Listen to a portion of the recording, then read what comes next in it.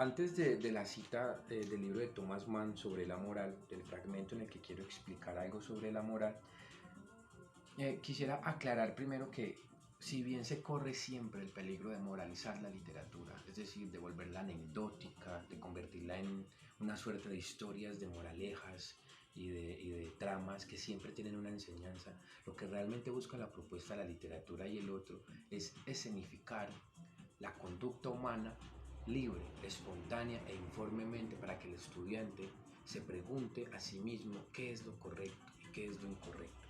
En este sentido, no se genera una moralización de la literatura. Es decir, la literatura escenifica lo humano en un ámbito de lo moral, pero no le dice a la gente o a las personas o a los lectores qué hacer. Por ello quiero citar este fragmento en el que Claudia le responde a Hans Castor después de lo que él le pregunta, que es la siguiente, también de moral. ¿Y de qué es lo que habéis descubierto en cuestiones de moral, por ejemplo? Eh, Ella le dice, la moral.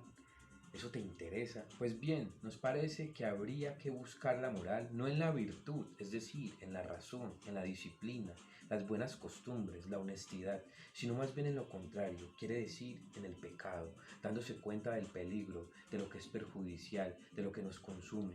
Nos parece que es más moral perderse y dejarse languidecer que el conservarse. Los grandes moralistas no eran en modo alguno virtuosos, sino aventureros del mal, viciosos, grandes pecadores que nos enseñan a inclinarnos cristianamente ante su miseria. Todo eso te debe disgustar mucho, ¿no es verdad? Bueno, me parece que este personaje da en el punto preciso, pues de lo que se trata es de eso, de demostrar que la literatura, a diferencia de la filosofía moral y a diferencia de la ética, lo que hace es ser el ámbito de lo informe, es decir, permitir al lector crear una tensión constante acerca de su vida y de la comprensión del otro como imposible, del otro como simple conjetura. En este sentido, la pregunta, ¿se puede moralizar la literatura? Sí, sí se puede moralizar la literatura. Pero con una propuesta como la literatura y el otro, lo que buscamos no es la moralización de la literatura, sino la apertura y la comprensión por parte de los estudiantes que a partir de unos relatos y de unos cuentos van a aprender no solamente a involucrarse en procesos de lectura, sino también sobre conceptos morales, sobre el ámbito del humano, y van a crear un conocimiento un poco más profundo, más crítico, más intercultural, teniendo en cuenta muchos factores.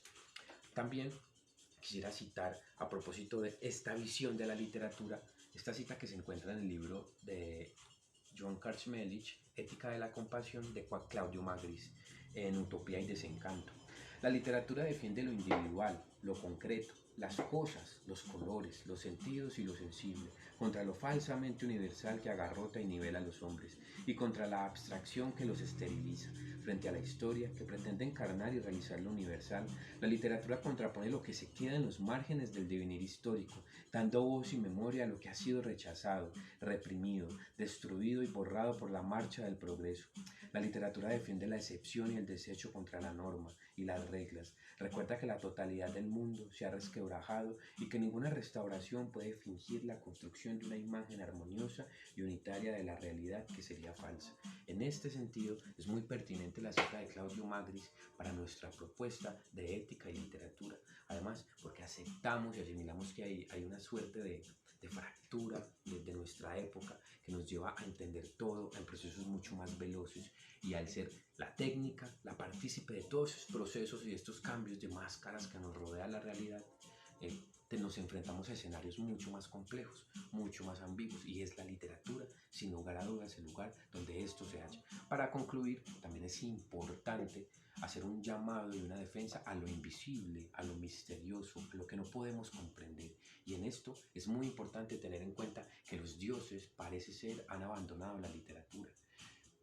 Lo que nosotros propondríamos sería de pronto mostrar que la literatura también tiene este escenario para lo invisible, para lo fantástico, para lo maravilloso, en contraposición a una realidad absolutamente concreta y fáctica. Para ello quisiera, para finalizar, recordar un suceso que ocurrió en el 2003, en 2004, Alexandro Barico organizó una lectura pública de la Ilíada en Roma y Turín.